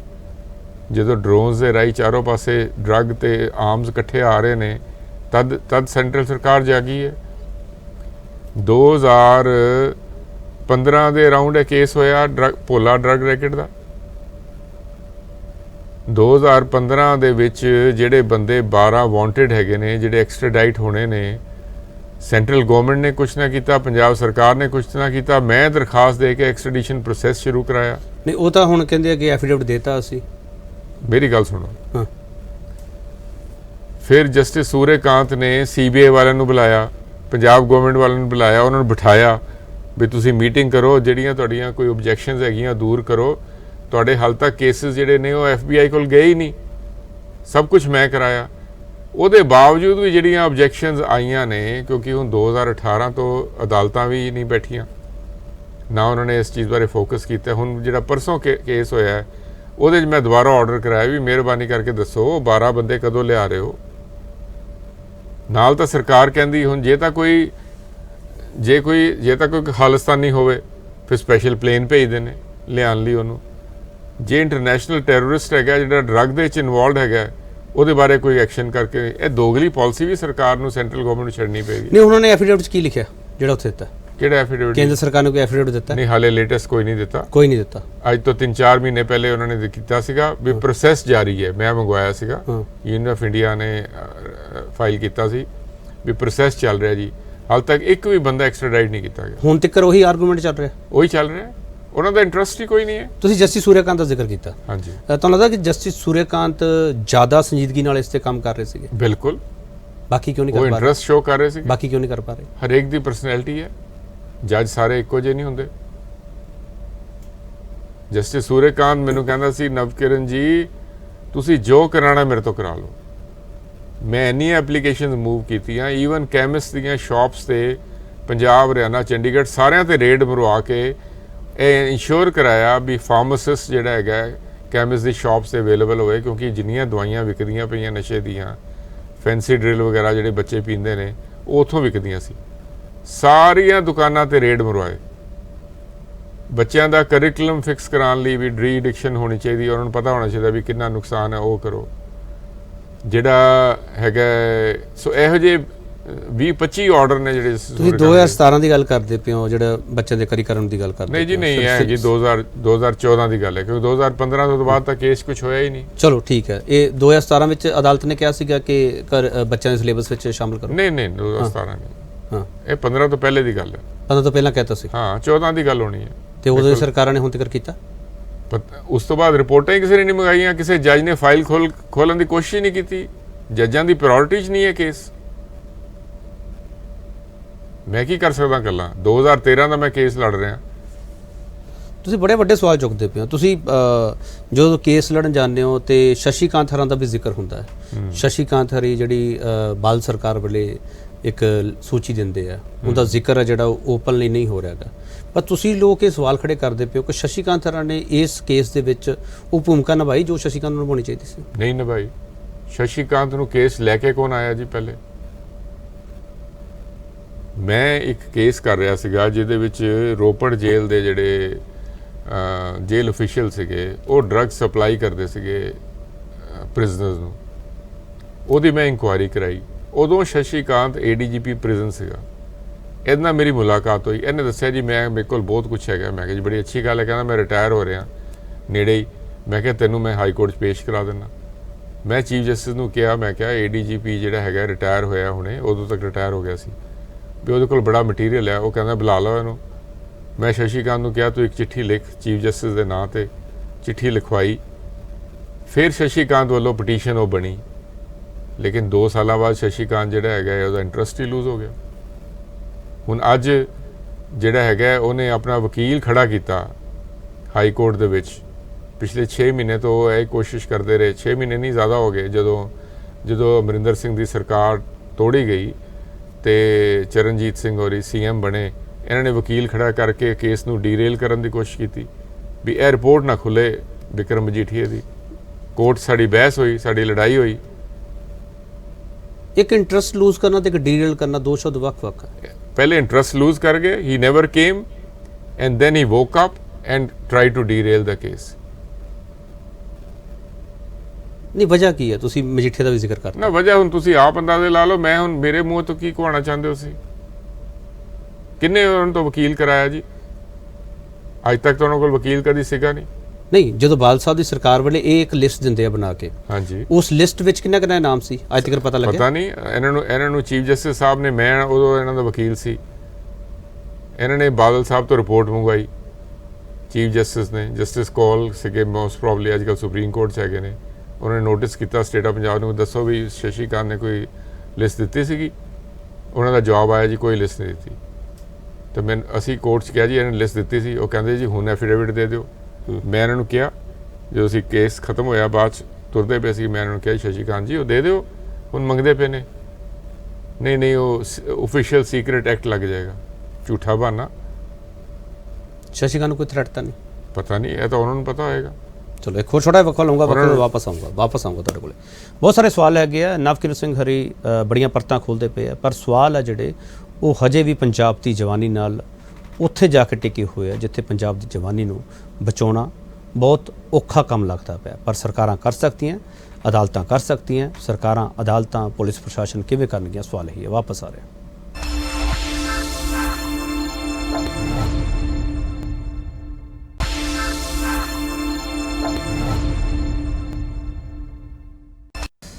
ਇੱਕ ਵਾਰ ਫਿਰ ਵਕਫੇ ਤੋਂ ਬਾਅਦ ਤੁਹਾਡਾ ਸਵਾਗਤ ਹੈ। ਨਵਕਿਰਨ ਜੀ, ਤੁਸੀਂ ਆਪਣੀ ਗੱਲ ਪੂਰੀ ਕਰ ਸਕਦੇ ਹੋ। ਤੁਸੀਂ ਕਿਹਾ ਸੀ ਵੀ ਕੀ ਇਹਨਾਂ ਨੂੰ ਕੋਈ ਖਤਰਾ ਹੈਗਾ। ਇਹਨਾਂ ਨੇ ਖਤਰਾ ਜ਼ਾਹਿਰ ਕੀਤਾ ਸੀ ਕੇਸ ਦੇ ਵਿੱਚ। ਅਸੀਂ ਸਾਰਿਆਂ ਨੇ ਰਲ ਕੇ ਇਹਨਾਂ ਨੂੰ ਸਿਕਿਉਰਿਟੀ ਲਗਵਾ ਕੇ ਦਿੱਤੀ ਹਾਈ ਕੋਰਟ ਦੇ ਆਰਡਰ ਤੇ। ਇਹਨਾਂ ਦੀ ਸਿਕਿਉਰਿਟੀ ਉਹਨਾਂ ਨੇ ਵਾਪਸ ਲੈ ਲਈ ਸੀ ਜਾਂ ਘਟਾਤੀ ਸੀ, ਤੇ ਇਹਨਾਂ ਨੇ ਕਿਹਾ ਜੀ ਮੈਨੂੰ ਥ੍ਰੈਟ ਹੈ। ਮੈਂ ਤੇ ਅਨੁਪਮ ਗੁਪਤਾ ਅਮਾਇਕਸ ਨੇ ਕੋਰਟ ਵੱਲੋਂ ਅਪਾਇੰਟਡ ਸੀਗੇ, ਅਸੀਂ ਦੋਨੋਂ ਨੇ ਕਹਿ ਕੇ ਉਹਨਾਂ ਦੀ ਸਿਕਿਉਰਿਟੀ ਲਵਾਈ, ਲੇਕਿਨ ਉਸ ਤੋਂ ਬਾਅਦ ਚੁੱਪ ਕਰਕੇ ਬਹਿ ਗਏ। ਕੇਸ 'ਚ ਨਾ ਆਉਣਾ, ਚੁੱਪ ਕਰਕੇ ਘਰ ਬਹਿ ਜਾਣਾ, ਤੇ ਫਿਰ ਵਕੀਲ ਆਪਣਾ ਖੜਾ ਕਰਨਾ ਵੀ ਤਾਂ ਕਿ ਬਿਕਰਮ ਸਿੰਘ ਮਜੀਠੀਆ ਦੀ ਰਿਪੋਰਟ ਨਾ ਖੁੱਲੇ। ਕੋਈ ਪੋਲੀਟੀਕਲ ਕੰਪਲਿਕੇਸ਼ਨਸ ਲੱਗਦੀਆਂ? ਇਹ ਤਾਂ ਉਹ ਦੱਸ ਸਕਦੇ ਨੇ ਵੀ ਉਹਨਾਂ ਨੂੰ ਕੀ ਪ੍ਰੋਬਲਮ। ਮੈਂ ਤਾਂ ਇਹ ਬਾਰ-ਬਾਰ ਇਹ ਗੱਲ ਕੀਤੀ ਹੈ, ਮੈਂ ਤਾਂ ਆਪਣੇ ਟਵਿੱਟਰ ਅਕਾਊਂਟ ਤੇ ਵੀ ਲਿਖਿਆ। ਉਹ ਕਹਿੰਦੇ ਜੀ ਮੈਂ ਨਵਕਿਰਨ ਦੀ ਬੜੀ ਇੱਜ਼ਤ ਕਰਦਾ, ਮੈਂ ਵੀ ਉਹਨਾਂ ਦੀ ਬੜੀ ਇੱਜ਼ਤ ਕਰਦਾ, ਲੇਕਿਨ ਮੌਕੇ 'ਤੇ ਤਾਂ ਖੜੇ ਨਹੀਂ। ਉਹਨਾਂ ਦਾ ਵਕੀਲ ਹਰੇਕ ਪੇਸ਼ੀ ਤੇ ਇਹੀ ਕਹਿੰਦਾ ਸੀ ਬਈ ਜੀ ਇਹ ਜਿਹੜਾ ਬਾਕੀ ਕੰਮ ਹੈਗੇ ਨੇ ਉਹ ਕਰੋ, ਵੀ ਜਿਵੇਂ ਇਹ ਸਭ ਤੋਂ ਇੰਪੋਰਟੈਂਟ ਕੰਮ ਇਹਨੂੰ ਛੱਡ ਦਿਓ, ਬਾਕੀ ਕੰਮ ਜਿਹੜੇ ਠੰਡੇ ਕੰਮ ਹੈ ਉਹ ਕਰੀ ਜਾਓ। ਇਸ ਪੂਰੇ ਕੇਸ ਦੇ ਵਿੱਚ ਜਦੋਂ ਈਡੀ ਦਾ ਜ਼ਿਕਰ ਹੁੰਦਾ ਹੈ, ਜਦੋਂ ਨਰਿੰਦਰ ਸਿੰਘ ਹਰਾਂ ਦਾ ਜ਼ਿਕਰ ਹੁੰਦਾ ਹੈ, ਭੋਲੇ ਦਾ ਜ਼ਿਕਰ ਹੁੰਦਾ ਹੈ, ਬਿਕਰਮ ਮਜੀਠੀਆ ਤੁਸੀਂ ਜ਼ਿਕਰ ਕਰਦੇ ਪਏ ਹੋ, ਇਹ ਸਾਰੇ ਸਵਾਲਾਂ ਦੇ ਵਿਚਾਲੇ ਜਦੋਂ ਕਾਂਗਰਸ ਗਵਰਨਮੈਂਟ ਬਿਕਰਮ ਮਜੀਠੀਆ ਤੇ ਕੇਸ ਦਰਜ ਕਰਦੀ ਹੈ ਤੇ ਜੇਲ੍ਹ 'ਚ ਭੇਜ ਦਿੰਦੀ ਹੈ, ਉਸ ਤੋਂ ਨਵਕਿਰਨ ਸਿੰਘ ਸੈਟੀਸਫਾਈਡ ਹੈ? ਨਹੀਂ, ਦੇਖੋ ਮੇਰੇ ਕੋਲ ਤਾਂ ਜਿਹੜਾ ਸਬੂਤ ਸੀਗਾ, ਜਿਹੜੇ ਈਡੀ ਵਿੱਚ ਸਟੇਟਮੈਂਟ ਸੀਗੀਆਂ, ਜਿਹਦੇ ਬੇਸ ਤੇ ਮੈਂ ਕਿਹਾ ਸੀਗਾ ਵੀ ਜਿਹੜਾ ਪੰਜਾਬ ਪੁਲਿਸ ਨੂੰ ਕੁਐਸਚਨ ਕਰਨਾ ਚਾਹੀਦਾ ਬਿਕਰਮ ਸਿੰਘ ਮਜੀਠੀਆ ਨੂੰ, ਤੇ ਦੇਖੋ ਵੀ ਜੇ ਇਹਦੇ 'ਚ ਕੋਈ ਅਸਲੀਅਤ ਹੈਗੀ ਹੈ ਤੇ ਅੱਗੇ ਕਾਰਵਾਈ ਕਰੋ। ਉਹਨਾਂ ਨੇ ਪੰਜਾਬ ਪੁਲਿਸ ਨੇ ਦੇਖਿਆ ਵੀ ਇਹਦੇ 'ਚ ਕੁਝ ਹੋ ਸਕਦਾ ਹੈ ਤੇ ਉਹਨਾਂ ਨੇ ਕੇਸ ਰਜਿਸਟਰ ਕਰ ਲਿਆ। ਹੁਣ ਇਨਵੈਸਟੀਗੇਸ਼ਨ ਦੱਸੇਗੀ ਵੀ ਉਹਦੇ ਖਿਲਾਫ ਕੁਝ ਹੈ ਕਿ ਨਹੀਂ ਹੈ। ਜੇ ਨਹੀਂ ਹੋਏਗਾ ਤਾਂ ਬਰੀ ਹੋ ਜਾਣਗੇ। ਜਿਹੜੀ ਐਸਟੀਐਫ ਦੀ ਰਿਪੋਰਟ ਦਾ ਜ਼ਿਕਰ ਹੁੰਦਾ ਸੀ ਵਾਰ-ਵਾਰ, ਤੁਸੀਂ ਬੜੇ ਸਵਾਲ ਚੁੱਕੇ ਆ ਉਦੋਂ। ਸਰਕਾਰ ਕਹਿੰਦੀ ਸੀ ਹਾਈ ਕੋਰਟ ਕਹੂਗੀ ਤਾਂ ਅਸੀਂ ਖੋਲਾਂਗੇ। ਉਹ ਸਰਕਾਰ ਡਰਾਮੇ ਕਰਦੀ ਸੀ ਜਾਂ ਫੈਕਟ ਸੀਗਾ ਹੈ ਕਿ ਹਾਈ ਕੋਰਟ ਦੇ ਕਹੇ ਤੋਂ ਬਿਨਾਂ ਉਸ ਰਿਪੋਰਟ ਤੇ ਕੋਈ ਐਕਸ਼ਨ ਨਹੀਂ ਲਿਆ ਜਾ ਸਕਦਾ ਸੀ? ਨਹੀਂ, ਫਿਰ ਐਕਸ਼ਨ ਕਿਉਂ ਲੈ ਲਿਆ ਜੀ ਜੇ ਡਰਾਮਾ ਹੀ ਸੀਗਾ ਤੇ? ਜੇ ਜ਼ਰੂਰਤ ਸੀਗੀ, ਹਾਈ ਕੋਰਟ ਨੇ ਰਾਦਰ ਇਹ ਕਿਹਾ ਵੀ ਤੁਸੀਂ ਸੁੱਤੇ ਕਿਉਂ ਪਏ ਹੋ, get up from your slumber. Court ਨੇ ਇਹ ਕਿ ਹੈਡਲਾਈਨਸ ਲੱਗੀਆਂ ਸੀ ਟ੍ਰਿਬਿਊਨ ਦੇ ਵਿੱਚ ਵੀ ਤੁਸੀਂ ਸੁੱਤੇ ਕਿਉਂ ਪਏ ਹੋ, ਤੇ ਐਡਵੋਕੇਟ ਜਨਰਲ ਨੇ ਬਿਆਨ ਦਿੱਤਾ ਜੀ ਕਿ ਅਸੀਂ ਐਕਟ ਕਰਨ ਨੂੰ ਤਿਆਰ ਹੈਗੇ ਹਾਂ। ਐਡਵੋਕੇਟ ਜਨਰਲ ਬਦਲਣ ਦੇ ਨਾਲ ਕਿਵੇਂ ਐਕਟ ਹੋ ਗਿਆ ਜੀ? ਜਿਹੜਾ ਪਿਛਲਾ ਐਡਵੋਕੇਟ ਜਨਰਲ ਸੀਗਾ ਉਹ ਤਾਂ ਸੀਗਾ ਕੈਪਟਨ ਅਮਰਿੰਦਰ ਸਿੰਘ ਹੋਰਾਂ ਦਾ। ਦੂਸਰਾ ਜਿਹੜਾ ਲਗਾਇਆ ਉਹ ਤਾਂ ਚਰਨਜੀਤ ਚੰਨੀ ਦਾ ਸੀਗਾ। ਉਹ ਕਹਿੰਦਾ ਸੀ ਨਹੀਂ, ਰਿਪੋਰਟ ਖੋਲੇ ਬਿਨਾ ਮੈਂ ਕਾਰਵਾਈ ਨਹੀਂ ਕਰ ਸਕਦੀ ਸਰਕਾਰ। ਜਦੋਂ ਉਹਨੂੰ ਚੇਂਜ ਕੀਤਾ ਗਿਆ ਤੇ ਨਵਾਂ ਦਪਿੰਦਰ ਸਿੰਘ ਪਟਵਾਲੀਆ ਆਏ, ਉਹਨਾਂ ਨੇ ਕਿਹਾ ਜੀ ਅਸੀਂ ਰਿਪੋਰਟ ਖੋਲ੍ਹਣ ਨੂੰ ਤਿਆਰ ਹਾਂ। ਅਦਾਲਤ ਨੇ ਰਿਪੋਰਟ ਖੋਲ੍ਹੀ ਵੀ ਨਹੀਂ ਤੇ ਉਹਨਾਂ ਨੇ ਆਪਣੇ ਆਪ ਕਾਰਵਾਈ ਕਿਵੇਂ ਕਰਤੀ? ਇਹ ਮਤਲਬ ਅੱਖਾਂ 'ਚ ਧੂੜ ਝੁੱਕੀ ਜਾ ਰਹੀ ਸੀ? ਪਤਾ ਨਹੀਂ, ਤੁਸੀਂ ਹੁਣ ਆਪ ਅੰਦਾਜ਼ੇ ਲਾਓ ਕੀ ਹੋ ਰਿਹਾ ਸੀਗਾ, ਕੀ ਪੋਲਿਟਿਕਸ ਖੇਡਦੇ ਨੇ। ਹੁਣ ਵੀ ਇਹੀ ਪੋਲਿਟਿਕਸ ਹੋ ਰਹੀ ਹੈ।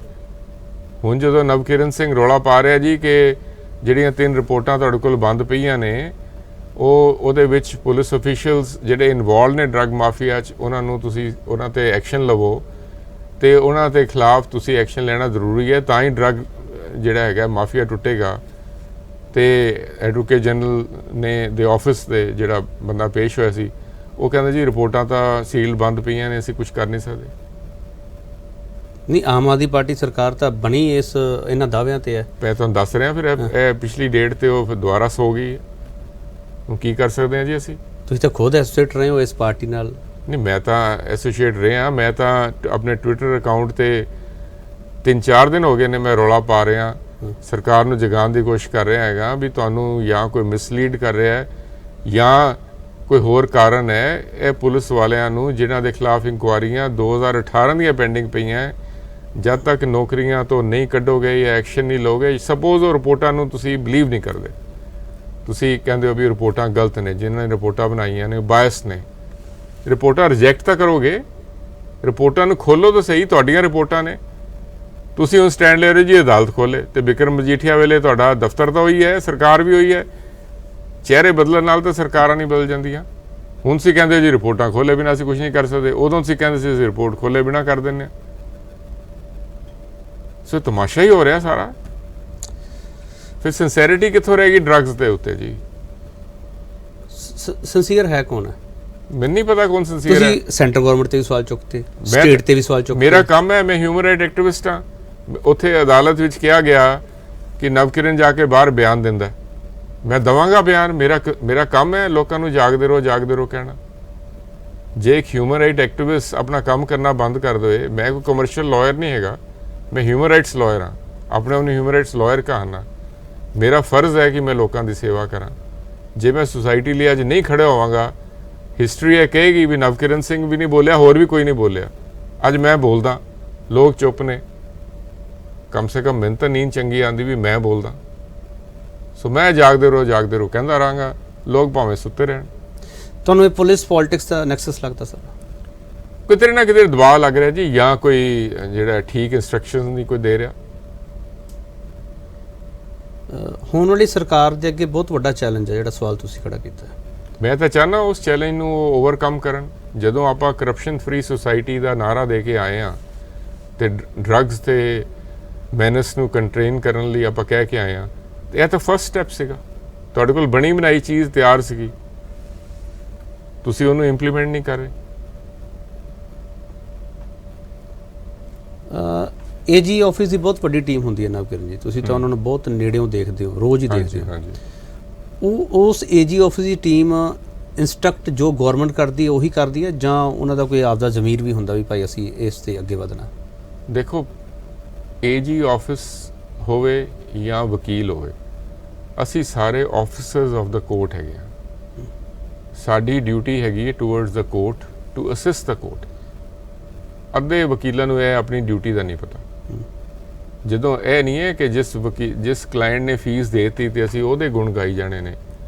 ਅਸੀਂ ਇਨਸਾਫ ਵਾਸਤੇ ਉਸ ਸਿਸਟਮ ਦੀ ਮਦਦ ਕਰਨੀ ਹੈ। ਆਫਿਸਰ ਆਫ ਦਾ ਕੋਰਟ ਦਾ ਖਿਤਾਬ ਦਿੱਤਾ ਗਿਆ ਵਕੀਲਾਂ ਨੂੰ, ਭਾਵੇਂ ਸਰਕਾਰੀ ਵਕੀਲ ਹੋਣ ਜਾਂ ਪ੍ਰਾਈਵੇਟ ਵਕੀਲ ਨੇ। ਸੋ ਹਰ ਵਕੀਲ ਨੂੰ ਚਾਹੀਦਾ ਆਪਣੀ ਡਿਊਟੀ ਨਿਭਾਉਣ। ਜੇ ਉਹਨਾਂ ਦੇ ਮੁਤਾਬਿਕ ਜਿਹੜਾ ਹੈ ਜੋ ਕੰਮ ਉਹਨਾਂ ਨੂੰ ਕਿਹਾ ਜਾ ਰਿਹਾ ਉਹ ਗਲਤ ਹੈ, ਉਹਨੂੰ ਉਹ ਨਾ ਕਰਨ। ਲੇਕਿਨ ਜਿਨ੍ਹਾਂ ਜ਼ਰੂਰਤ ਹੈਗੀ ਉਹ ਨਾ ਕਰਦੇ ਨੇ, ਬਾਕੀ ਕਰੀ ਜਾਂਦੇ ਨੇ ਵੀ ਠੀਕ ਹੈ। ਉਹਨਾਂ ਨੇ ਲੀਗਲ ਐਥਿਕਸ ਨਹੀਂ ਪੜ੍ਹੇ? ਇਹ ਸਾਰਿਆਂ ਨੇ ਪੜ੍ਹੇ ਨੇ, ਉਹਦੇ ਬਿਨਾਂ ਤਾਂ ਡਿਗਰੀ ਨਹੀਂ ਮਿਲਦੀ। ਪਰ ਹੋ ਸਕਦਾ ਭੁੱਲ ਗਏ ਹੋਣ, ਸਮੇਂ ਨਾਲ ਭੁੱਲ ਵੀ ਜਾਂਦਾ। ਜੇ ਤੁਹਾਨੂੰ ਕੋਈ ਕਹੇ ਤੁਸੀਂ ਭੁੱਲ ਜਾਓ, ਇੰਨੇ ਸਾਲ ਹੋ ਗਏ ਲੱਗਿਆ ਨੂੰ।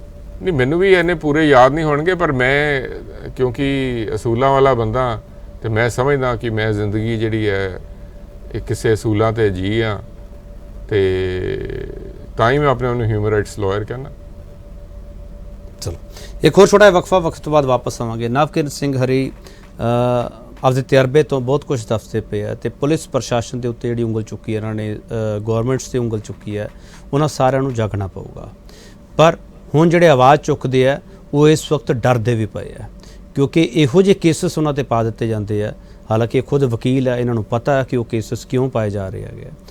ਉਹਨਾਂ ਕੇਸਿਸ ਦੇ ਕਰਕੇ ਜਿਹੜੇ ਵਿਸਲ ਬਲੋਰ ਹੈ ਉਹ ਘਟਦੇ ਜਾ ਰਹੇ ਆ, ਤੇ ਸਵਾਲ ਇਸੇ ਕਰਕੇ ਹੈ। ਵਾਪਸ ਆ ਰਿਹਾ।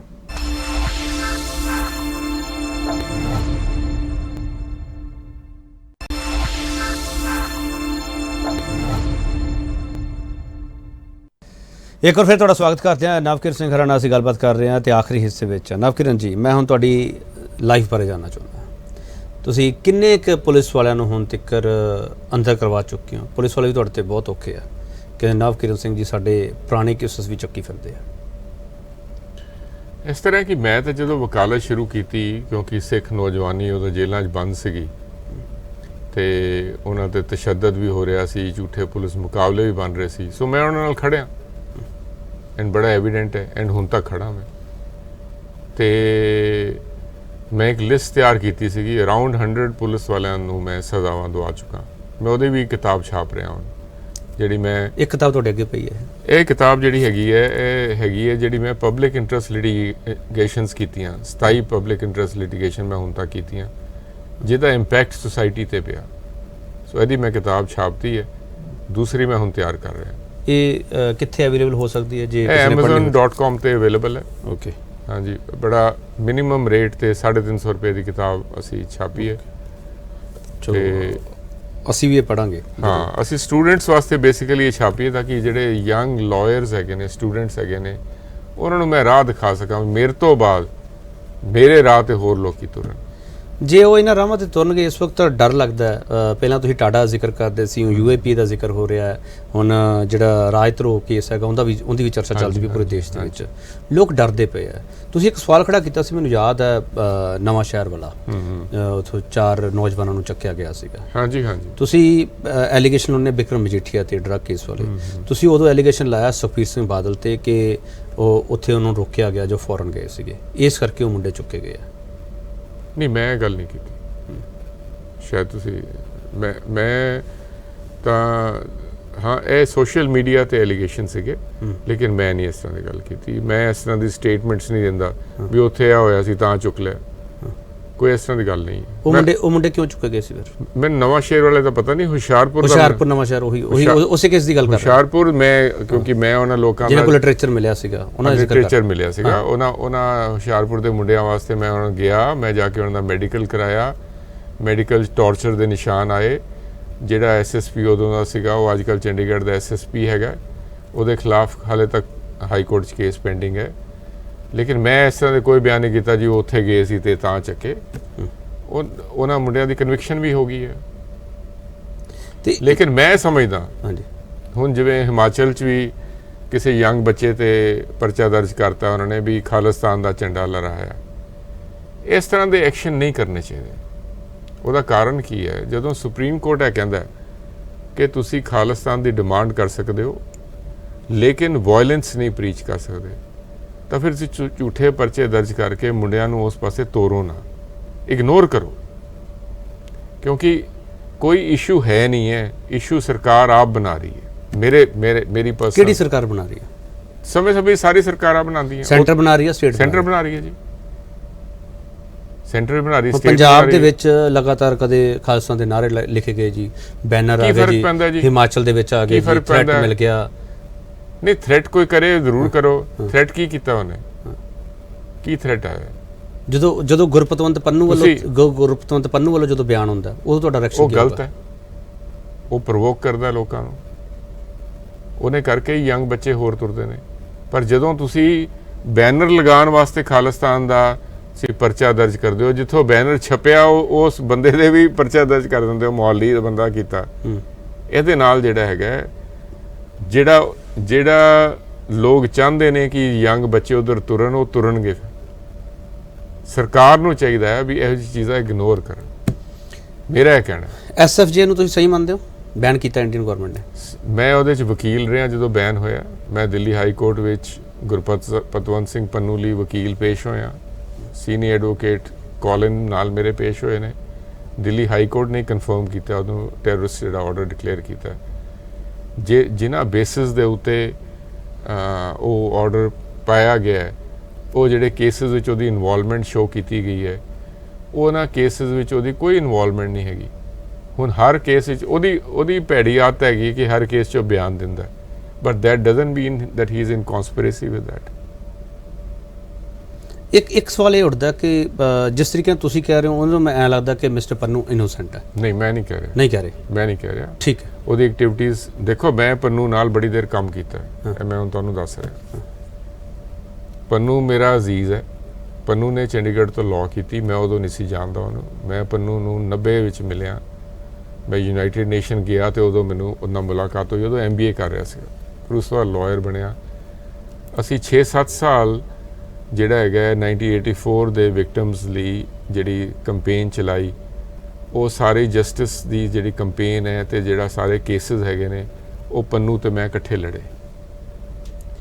ਐਂਡ ਉਦੋਂ ਪੰਨੂ ਇਹ ਕਹਿੰਦਾ ਹੁੰਦਾ ਸੀਗਾ ਕਿ ਨਵਕਿਰਨ ਜੀ ਅਸੀਂ ਇਹ ਧਿਆਨ ਰੱਖਣਾ ਹੈ ਵੀ ਸਾਡੀ ਸਟੇਜ ਦੇ ਉੱਤੇ ਕੋਈ ਖਾਲਿਸਤਾਨੀ ਨਾ ਚੜੇ। ਹੁਣ ਅੱਜ ਕੀ ਹੋ ਗਿਆ ਕਿ ਉਹ ਖਾਲਿਸਤਾਨ ਤੋਂ ਇਲਾਵਾ ਕੋਈ ਗੱਲ ਨਹੀਂ ਕਰ ਰਿਹਾ, ਇਹ ਮੇਰੇ ਲਈ ਵੀ ਬੜੀ ਵੱਡੀ ਵਜ਼ਾਰਤ ਹੈ। ਪੰਨੂ ਨੂੰ ਇੱਧਰ ਲਿਆਂਦਾ ਜਾ ਸਕਦਾ? ਇਹ ਸਰਕਾਰ ਨੂੰ ਪਤਾ ਹੋਏਗਾ ਕੇਸਿਸ ਵਿੱਚ ਕਿੰਨਾ ਦਮ ਹੈ। ਨਹੀਂ, ਜਦੋਂ ਤੁਸੀਂ ਜੇ ਕਿਸੇ ਦੀ ਡਾਇਰੈਕਟ ਇਨਵੋਲਵਮੈਂਟ ਹੋਵੇ ਤੇ ਐਕਸਟ੍ਰੈਡੀਸ਼ਨ ਫਾਈਲ ਕੀਤੀ ਜਾ ਸਕਦੀ ਹੈ।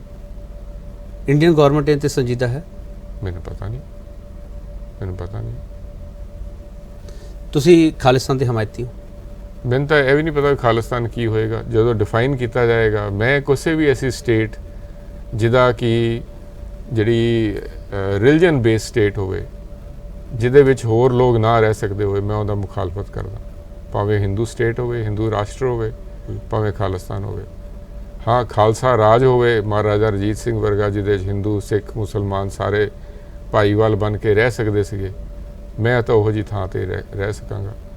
ਮੈਂ ਕਿਸੇ ਵੀ ਸਟੇਟ ਜਿਹਦਾ ਸਟੇਟ ਦਾ ਧਰਮ ਹੋਵੇ, ਮੈਂ ਉਸ 'ਚ ਰਹਿ ਨਹੀਂ ਸਕਦਾ। ਤੁਸੀਂ ਜੋ ਜ਼ਿਕਰ ਕਰਦੇ ਹੋ ਇਹਨਾਂ ਸਾਰੀਆਂ ਚੀਜ਼ਾਂ ਦਾ, ਤੁਸੀਂ UAP ਦੇ ਖਿਲਾਫ ਵੀ ਬਹੁਤ ਬੋਲੇ ਹੋ, ਲਗਾਤਾਰ ਬੋਲਦੇ ਰਹੇ ਤੁਸੀਂ। ਨਵਕਿਰਨ ਜੀ, ਉਦੋਂ ਯੂਥ ਨੂੰ ਤੁਸੀਂ ਕੀ ਕਹਿਣਾ ਚਾਹੋਗੇ? ਤੁਸੀਂ ਕਹਿੰਦੇ ਇਹ ਕਿਤਾਬ ਪੜ੍ਹ ਕੇ ਯੂਥ ਬਹੁਤ ਕੁਝ ਸਿੱਖੂਗਾ, ਤੁਸੀਂ ਅਗਲੀ ਇੱਕ ਹੋਰ ਕਿਤਾਬ ਵੀ ਲਿਖਣੀ ਹੈ, ਉਹਤੇ ਵੀ ਤੁਸੀਂ ਕਹਿ ਰਹੇ ਯੂਥ ਨੂੰ ਮੈਂ ਦੱਸਣਾ ਚਾਹੁੰਦਾ ਵੀ ਮੈਂ ਕੀ ਕੀਤਾ, ਉਹ ਇਹਨਾਂ ਰਾਹਾਂ 'ਤੇ ਤੁਰੇ। ਅਤੇ ਯੂਥ ਦੀ ਆਵਾਜ਼ ਬੰਦ ਕਰਨ ਦੀ ਕੋਸ਼ਿਸ਼ ਕੀਤੀ ਹੈ, ਕੋਈ ਤੁਸੀਂ ਟਵੀਟ ਕਰ ਦਿਓ ਉਨ 'ਤੇ ਕੇਸ ਦਰਜ ਕੀਤਾ ਜਾ ਰਿਹਾ, ਹੁੰਦੀਆਂ ਸਰਕਾਰਾਂ ਵੀ ਇਹੀ ਕਰ ਰਹੀਆਂ।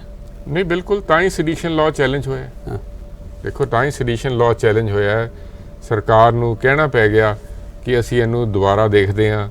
ਉਹਨਾਂ ਨੇ ਕਿਹਾ ਵੀ ਨਹੀਂ ਤੁਸੀਂ ਦੇਖੋ ਨਾ ਦੇਖੋ, ਅਸੀਂ ਇਹਨੂੰ ਸਟੇ ਕਰਦੇ ਹਾਂ ਅਤੇ ਇਹਦੀ ਬਹਿਸ ਅਸੀਂ ਸੁਣਾਂਗੇ। ਸੋ ਸਮਾਂ ਬਦਲ ਜਾਂਦਾ, ਸੈਡੀਸ਼ਨ ਦੀ ਡੈਫੀਨੇਸ਼ਨਸ ਚੇਂਜ ਹੋ ਜਾਂਦੀਆਂ ਨੇ। ਇਸ ਵਕਤ ਦੋ ਸਰਕਾਰਾਂ ਤੇ ਸਾਡਾ ਧਿਆਨ ਕੇਂਦਰਿਤ ਹੋਇਆ ਪਿਆ, ਇੱਕ ਸੈਂਟਰ ਗੌਰਮੈਂਟ ਜਿਹੜੀ NDA ਦੀ ਹੈ ਅਤੇ ਪੰਜਾਬ ਦੇ ਵਿੱਚ ਆਮ ਆਦਮੀ ਪਾਰਟੀ ਦੀ। ਤੁਹਾਨੂੰ ਕਿਹਦੀ ਆਈਡੀਓਲੋਜੀ ਜਿਹੜੀ ਵੱਖ-ਵੱਖ ਲੱਗਦੀ ਹੈ ਜਾਂ ਸੇਮ ਆਈਡੀਓਲੋਜੀ ਲੱਗਦੀ ਹੈ? ਨਹੀਂ, ਦੇਖੋ, ਆਮ ਆਦਮੀ ਪਾਰਟੀ ਦੀ ਆਈਡੀਓਲੋਜੀ ਜਿਹੜੀ ਹੈਗੀ ਹੈ ਫਿਲਹਾਲ ਤਾਂ ਬਿਲਕੁਲ ਠੀਕ ਚੱਲ ਰਹੇ ਨੇ, ਆਮ ਆਦਮੀ ਵਾਸਤੇ ਕੰਮ ਕਰ ਰਹੇ ਨੇ, ਅਤੇ ਹਾਲੇ ਤਾਂ 2 ਮਹੀਨੇ ਹੀ ਹੋਏ ਨੇ। ਸੋ ਸਮਾਂ ਦੱਸੇਗਾ ਉਹ ਕਿਸ ਤਰੀਕੇ ਨਾਲ ਚੱਲਦੇ ਨੇ। ਨਹੀਂ, ਉਹ ਜਿਸ ਤਰੀਕੇ ਕੇਸ ਦਰਜ ਕਰਦੇ ਪਏ ਉਹਨਾਂ 'ਤੇ ਵਿਰੋਧੀ ਧਿਰਾਂ ਇਹ ਸਵਾਲ ਚੁੱਕਦੀਆਂ ਪਈਆਂ। ਨਵਕਿਰਨ ਜੀ, ਉਹਨਾਂ 'ਤੇ ਤੁਹਾਡਾ ਕਮੈਂਟ ਬੜਾ ਲਾਜ਼ਮੀ ਹੈ। ਦੇਖੋ, ਮੈਨੂੰ ਕੱਲ੍ਹ ਹੁਣ ਇੱਕ ਵੀਡੀਓ ਮਿਲੀ ਹੈ ਕਿ ਪਟਿਆਲੇ ਵਾਲੇ ਇੰਸੀਡੈਂਟ ਵਿੱਚ ਇੱਕ ਸਰਦਾਰ ਸਾਹਿਬ ਨੂੰ ਚੁੱਕਿਆ ਗਿਆ ਅਤੇ 12 ਦਿਨਾਂ ਬਾਅਦ ਉਹ ਰਜਿੰਦਰਾ ਹਸਪੀਟਲ ਦਾਖਲ ਹੋਏ ਨੇ ਅਤੇ ਉਹਨਾਂ ਦਾ ਇੱਕ ਪਾਸਾ ਮਾਰਿਆ ਗਿਆ ਐਂਡ ਪੁਲਿਸ ਟਾਰਚਰ ਕੀਤਾ ਗਿਆ। ਇਹ ਗੱਲਾਂ ਨਹੀਂ ਹੋਣੀ ਚਾਹੀਦੀਆਂ। ਤੁਸੀਂ ਕਿਸੇ ਨੂੰ ਇੰਟੈਰੋਗੇਟ ਕਰਨਾ ਤੇ ਸਾਇੰਟੀਫਿਕ ਤਰੀਕੇ ਨਾਲ ਇੰਟੈਰੋਗੇਟ ਕਰੋ, ਫਿਰ ਤੁਹਾਡੇ ਤੇ ਬਾਕੀ ਸਰਕਾਰਾਂ 'ਚ ਕੀ ਫਰਕ ਪੈ ਗਿਆ। ਜਦੋਂ ਮੈਂ 5 ਸਾਲ ਪਹਿਲੇ ਆਮ ਆਦਮੀ ਪਾਰਟੀ 'ਚ ਐਕਟਿਵ ਸੀਗਾ ਅਤੇ ਹਿਊਮਨ ਰਾਈਟਸ ਵਿੰਗ ਦਾ ਇੰਚਾਰਜ ਸੀਗਾ, ਮੈਂ ਇੱਕ ਸਪੈਸ਼ਲ ਜਿਹੜਾ ਹੈਗਾ ਚੋਣ ਮੈਨੀਫੈਸਟੋ ਵਿੱਚ ਹਿਊਮਨ ਰਾਈਟਸ ਦਾ ਮੈਨੀਫੈਸਟੋ ਪਾਇਆ। ਅਰਵਿੰਦ ਜੀ ਨੇ ਆਪ ਉਹਨੂੰ ਜਿਹੜਾ ਹੈਗਾ ਅਪਰੂਵ ਕੀਤਾ ਅਤੇ ਉਹਦਾ ਹਿੱਸਾ ਬਣਾਇਆ। ਸੋ ਮੈਂ ਤਾਂ ਆਮ ਆਦਮੀ ਪਾਰਟੀ ਦੇ ਵਿੱਚ ਹਿਊਮਨ ਰਾਈਟਸ ਦਾ ਮੈਨੀਫੈਸਟੋ ਪਵਾਉਣ ਵਾਲਾ ਬੰਦਾ, ਲੇਕਿਨ ਜੇ ਬੰਦੇ ਹੀ ਟਾਰਚਰ ਹੋਣੇ ਨੇ ਤਾਂ ਫਿਰ ਬੋਲਣਾ ਪਏਗਾ। ਪ੍ਰੈਸ ਭੁੱਲਰ ਦਾ ਮਾਮਲਾ ਹਿਊਮਨ ਰਾਈਟਸ ਨਾਲ ਜੁੜਦਾ ਜਾਂ ਨਹੀਂ? ਨਹੀਂ, ਦੇਖੋ, ਉਹ ਇੱਕ ਇਸ ਵੇਲੇ ਮੈਂਟਲ ਕੇਸ ਹੈ, ਸਾਈਕੈਟ੍ਰਿਕ ਉਹਨੂੰ ਪ੍ਰੋਬਲਮਸ ਨੇ ਅਤੇ ਉਹਦੀ ਰਿਹਾਈ ਕਰਨੀ ਚਾਹੀਦੀ ਹੈ। ਉਹਦੇ 'ਤੇ ਕਮੈਂਟ ਵੀ ਨਹੀਂ ਕੀਤਾ ਜਾ ਰਿਹਾ ਉਸ ਮੁੱਦੇ 'ਤੇ। ਹਾਂ, ਠੀਕ ਹੈ, ਹਾਲੇ ਇਸ ਤਰ੍ਹਾਂ ਹੀ ਹੈ, ਹਾਲੇ ਪੋਲੀਟਿਕਸ ਹੋ ਰਹੀ ਹੈ। ਜਿਹੜੇ ਬੰਦੀ ਸਿੰਘ ਰਿਹਾਈ ਕਰਾਉਣ ਲਈ ਜਿਹੜੇ ਲੋਕੀ ਜਿਹੜੇ ਨੇ ਅਪੋਜ਼ ਕਰਦੇ ਰਹੇ ਨੇ ਪਿਛਲੇ ਸਮਿਆਂ ਵਿੱਚ, ਅੱਜ ਉਹ ਪੋਲੀਟਿਕਸ ਵਾਸਤੇ ਜਿਹੜੇ ਨੇ ਕਹਿੰਦੇ ਨੇ ਕਿ ਬੰਦੀ ਸਿੰਘਾਂ ਦੀ ਰਿਹਾਈ ਹੋਣੀ ਚਾਹੀਦੀ, ਕਿਉਂਕਿ 2024 ਦੀ ਇਲੈਕਸ਼ਨ ਵਿੱਚ ਉਹਨਾਂ ਨੂੰ ਇਹ ਮੁੱਦਾ ਸੂਟ ਕਰਦਾ। ਸੋ ਠੀਕ ਹੈ, ਪੋਲੀਟੀਸ਼ੀਅਨ ਦਾ ਕੰਮ ਹੈ, ਕਰੀ ਜਾਣਗੇ। ਚਲੋ, ਇੱਕ ਆਖਰੀ ਸਵਾਲ, ਤੁਸੀਂ ਬਹੁਤ ਕੇਸਿਸ ਹੁਣ ਤੱਕ ਲੜੇ ਆ, ਤੁਸੀਂ ਲੋਕਾਂ ਦੇ ਦਰਦ ਨੂੰ ਬੜਾ ਨੇੜਿਓਂ ਦੇਖਿਆ, ਖੁਦ ਤੁਸੀਂ ਮੁਰਦਾ ਘਰਾਂ 'ਚ ਗਏ ਹੋ, ਉੱਥੇ ਤੁਸੀਂ ਦੇਖਿਆ ਉਹਨਾਂ ਦੇ ਪਰਿਵਾਰਾਂ ਦਾ ਕੀ ਹਾਲ ਹੈ। ਹਾਂਜੀ, ਅਦਾਲਤਾਂ ਵਿੱਚ ਤੁਹਾਡੇ ਕੋਲੇ ਉਹ ਲੋਕ ਹੁੰਦੇ ਆ। ਕਦੇ ਇਹੋ ਜਿਹਾ ਲੱਗਿਆ ਨਵਕਿਰਨ ਸਿੰਘ ਨੂੰ, ਜਦੋਂ ਇਹ ਲੱਗਿਆ ਕਿ ਇੱਥੇ ਸਾਡੇ ਦੇਸ਼ ਦੇ ਵਿੱਚ ਅਸੁਰੱਖਿਆ ਦੀ ਭਾਵਨਾ ਜਿਹੜੀ ਉਹ ਘੱਟ ਗਿਣਤੀ ਵਿੱਚ ਜਾਗ ਰਹੀ ਹੈ? ਤੁਹਾਨੂੰ ਲੱਗ ਰਿਹਾ ਕਦੇ? ਬੜੀ ਵੱਡੀ ਹੈ, ਬੜੀ ਵੱਡੀ ਅਸੁਰੱਖਿਆ ਦੀ ਭਾਵਨਾ ਹੈਗੀ ਹੈ, ਨਹੀਂ ਹੋਣੀ ਚਾਹੀਦੀ। ਹੁਣ ਇਸ ਵੇਲੇ ਜੋ ਮੁਸਲਮਾਨ ਫੀਲ ਕਰ ਰਿਹਾ ਹੈ ਇਸ ਮੁਲਕ ਵਿੱਚ, ਬੜਾ ਅਨਫੋਰਚੂਨੇਟ ਹੈ, ਅਤੇ ਸਿੱਖ ਵੀ ਇਸ ਸਿਚੁਏਸ਼ਨ 'ਚੋਂ ਲੰਘੇ ਨੇ। ਹੁਣ ਵੀ ਜਿਹੜਾ ਤਰੀਕੇ ਨਾਲ ਸਿੱਖਾਂ ਨੂੰ ਐਂਟੀ ਨੈਸ਼ਨਲ ਲੇਬਲ ਕੀਤਾ ਜਾ ਰਿਹਾ ਛੋਟੇ ਛੋਟੇ ਇਨਸੀਡੈਂਟਸ ਦੇ ਉੱਤੇ, ਤੇ ਉਹਨਾਂ ਨੂੰ ਟਾਰਗੇਟ ਕੀਤਾ ਜਾਏਗਾ, ਡਿਸਕ੍ਰਿਮੀਨੇਸ਼ਨ ਉਹਨਾਂ ਨਾਲ ਹੋਏਗੀ। ਉਹਦੇ ਨਾਲ ਜਿਹੜਾ ਹੈਗਾ ਜਿਹੜੇ ਮੁਲਕ ਦੇ ਦੁਸ਼ਮਣ ਨੇ ਉਹਨਾਂ ਨੂੰ ਫੋਰਡਰ ਮਿਲੇਗਾ। ਸੋ ਸਰਕਾਰਾਂ ਨੂੰ ਧਿਆਨ ਨਾਲ ਚੱਲਣਾ ਚਾਹੀਦਾ ਹੈ। ਸਿਰਫ ਕੇਸ ਰਜਿਸਟਰ ਕਰਨ ਵਾਸਤੇ ਯੰਗ ਬੱਚਿਆਂ ਨੂੰ ਫਸਾ ਕੇ, ਕਿਉਂਕਿ ਜਿਹੜਾ ਬੱਚਾ ਇੱਕ ਵਾਰੀ ਜੇਲ੍ਹ 'ਚ ਹੋ ਜਾਏ ਹਾਂਜੀ, ਜਾਂ ਜਿਹੜਾ ਪੁਲਿਸ ਕਸਟਡੀ 'ਚ ਰਹਿ ਜਾਏ, ਇੱਕ ਵਾਰੀ ਉਹਨੂੰ ਪੁਲਿਸ ਟਾਰਚਰ ਹੋ ਜਾਵੇ, ਉਹਦਾ ਨਾਰਮਲ ਰਹਿਣਾ ਤਾਂ ਇੰਪੋਸੀਬਲ ਹੈਗਾ। ਤੇ ਇਹ ਐਕਸਪੈਕਟ ਕਰੋ ਕਿ ਉਹ ਇੱਕ ਚੰਗਾ ਸਿਟੀਜ਼ਨ ਬਣੇਗਾ ਤਾਂ ਸਰਕਾਰਾਂ ਦੀ ਬੜੀ ਵੱਡੀ ਗਲਤੀ ਹੋਏਗੀ। ਸਰਕਾਰਾਂ 'ਤੇ ਬਹੁਤ ਵੱਡਾ ਸਵਾਲ ਖੜਾ ਕੀਤਾ ਤੁਸੀਂ। ਇੱਕ ਸਵਾਲ ਮੇਰੇ ਹੋਰ ਜ਼ਿਹਨ ਦੇ ਵਿੱਚ ਆ ਗਿਆ, ਜਿਹੜੇ ਹੁਣ ਪੜ੍ਹੇ ਲਿਖੇ ਸਿੱਖ ਹੈ ਜਿਹੜੇ ਪ੍ਰਧਾਨ ਮੰਤਰੀ ਨੂੰ ਮਿਲਣ ਜਾ ਰਹੇ ਆ, ਉਹ ਸਿੱਖਾਂ ਲਈ ਕੁਝ ਕਰਵਾ ਪਾਉਣਗੇ ਜਾਂ ਸਿਰਫ ਇੱਕ ਮਿਲਣੀ ਹੈ? ਦੇਖੋ, ਮੈਨੂੰ ਲੱਗਦਾ ਹੈ ਕਿ ਸਿੱਖਾਂ ਦੇ ਇਸ਼ੂਜ਼ ਬਹੁਤ ਹੈਗੇ ਨੇ ਜਿਹੜੇ 1947 ਤੋਂ ਪੈਂਡਿੰਗ ਪਏ ਨੇ, ਤੇ ਸਿੱਖਾਂ ਦਾ ਖਾਲਿਸਤਾਨ ਵੱਲ ਤੁਰਨਾ ਵੀ ਉਹ ਇਸ਼ੂਜ਼ ਪੈਂਡਿੰਗ ਦੇ ਕਰਕੇ ਹੋ ਰਿਹਾ। ਤੇ ਸਰਕਾਰ ਨੂੰ ਸਿੱਖਾਂ ਦੇ ਨਾਲ ਡਾਇਲੌਗ ਸ਼ੁਰੂ ਕਰਨਾ ਚਾਹੀਦਾ। ਉਹ ਸਿੱਖ ਨਹੀਂ ਜਿਹੜੇ ਜਾ ਕੇ ਉੱਥੇ ਮਿਲਦੇ ਪਏ ਨੇ ਸਰਕਾਰ ਨੂੰ, ਉਹ ਸਿੱਖ ਜਿਹੜੇ ਮੈਟਰ ਕਰਦੇ ਨੇ। ਜਿਹੜੀ ਕਮਿਊਨਿਟੀ ਨੂੰ ਕੋਈ ਟੀਮ ਬਣਾਉਣੀ ਚਾਹੀਦੀ ਹੈ, ਕੋਈ 20-25 ਬੰਦੇ ਕਮਿਊਨਿਟੀ ਦੇ ਨੁਮਾਇੰਦੇ ਨਿਕਲਣ, ਜਿਹਦੇ ਨਾਲ ਸਰਕਾਰ ਗੱਲ ਕਰੇ ਵੀ ਤੁਹਾਨੂੰ ਪ੍ਰੋਬਲਮ ਕੀ ਹੈ। ਤੁਹਾਨੂੰ ਨਹੀਂ ਕਦੇ ਕਾਲ ਕੀਤੀ ਸਰਕਾਰ ਨੇ ਵੀ ਤੁਸੀਂ ਵੀ ਆਓ ਉਸ ਡੈਲੀਗੇਸ਼ਨ ਵਿੱਚ? ਨਹੀਂ, ਸਰਕਾਰਾਂ ਦੇ ਸੁਨੇਹੇ ਆਉਂਦੇ ਨੇ, ਲੇਕਿਨ ਮੈਂ ਤਾਂ ਹੀ ਕਦੀ ਸਰਕਾਰ ਕੋਲ ਜਾਵਾਂਗਾ ਜਦੋਂ ਮੈਂ ਸਿੱਖ ਕੌਮ ਦਾ ਨੁਮਾਇੰਦਾ ਹੋਵਾਂਗਾ। ਬੀਜੇਪੀ ਦੀ ਆਈਡੀਓਲੋਜੀ ਨੂੰ ਤੁਸੀਂ ਚੰਗਾ ਮੰਨਦੇ ਹੋ? ਨਹੀਂ, ਮੈਂ ਨਹੀਂ ਮੰਨਦਾ, ਕਿਉਂਕਿ ਉਹ ਜਿਹੜੇ ਘੱਟ ਗਿਣਤੀਆਂ ਦੇ ਪ੍ਰਤੀ ਜਿਹੜੇ ਉਹਨਾਂ ਦਾ ਰਵੱਈਆ ਹੈ, ਮੈਂ ਉਹ ਠੀਕ ਨਹੀਂ ਸਮਝਦਾ। ਪ੍ਰੋ ਡੈਮੋਕ੍ਰੇਸੀ ਨਹੀਂ ਹੈਗਾ। ਚਲੋ, ਵਕਤ ਹੈ ਨਹੀਂ ਹੈ ਨਵਕਿਰਨ ਜੀ, ਫਿਰ ਕਿਸ ਦਿਨ ਤੁਹਾਡੇ ਕੋਲ ਹੋਰ ਸਵਾਲ ਵੀ ਲਓ। ਬਹੁਤ ਧੰਨਵਾਦ ਤੁਹਾਡਾ। ਸਤਿ ਸ਼੍ਰੀ ਅਕਾਲ ਜੀ। ਇਹ ਸਨ ਨਵਕਿਰਨ ਸਿੰਘ, ਜਿਹੜੇ ਕਹਿੰਦੇ ਕਿ ਮਨੁੱਖੀ ਕਦਰਾਂ ਕੀਮਤਾਂ ਦੀ ਗੱਲ ਹੋਣੀ ਚਾਹੀਦੀ ਹੈ, ਮਨੁੱਖੀ ਹੱਕਾਂ ਦੀ ਗੱਲ ਹੋਣੀ ਚਾਹੀਦੀ ਹੈ, ਅਤੇ ਮੈਂ ਲੜਾਈ ਕਹਿੰਦੇ ਉਦੋਂ ਤੱਕ ਲੜਦਾ ਰਹੂੰਗਾ ਜੋ ਤੱਕ ਲੋਕਾਂ ਨੂੰ ਜ਼ਰੂਰਤ, ਪਬਲਿਕ ਨੂੰ ਜ਼ਰੂਰਤ ਹੋਊਗੀ, ਜੋ ਤੱਕ ਇਹ ਸਿਸਟਮ ਹੈ ਜਿਹੜਾ ਸੁਧਰ ਨਹੀਂ ਜਾਂਦਾ ਗਾ। ਬਹੁਤ ਸਾਰੇ ਸਵਾਲ ਇਹਨਾਂ 'ਤੇ ਵੀ ਚੁੱਕੇ ਜਾ ਰਹੇ ਆ, ਇਹਨਾਂ ਤੋਂ ਵੀ ਪੁੱਛੇ ਜਾ ਰਹੇ ਆ, ਇਹਨਾਂ ਨੇ ਬੜੀ ਬੇਬਾਕੀ ਨਾਲ ਜਵਾਬ ਦਿੱਤਾ ਹੈਗਾ, ਅਤੇ ਉਮੀਦ ਕਰਦਾ ਇਹ ਇੰਟਰਵਿਊ ਤੁਹਾਨੂੰ ਚੰਗੀ ਲੱਗੂਗੀ। ਜਿਹੜੀ ਤੁਹਾਡੀ ਫੀਡਬੈਕ ਹੈ ਉਸ ਦਾ ਅਸੀਂ ਇੰਤਜ਼ਾਰ ਕਰਦੇ ਰਹਿੰਦੇ ਹਾਂ। ਇਹਨਾਂ ਤੋਂ ਹੋਰ ਸਵਾਲ ਜਵਾਬ ਵੀ ਹੋਣਗੇ। ਅੱਜ ਲਈ ਧੰਨਵਾਦ।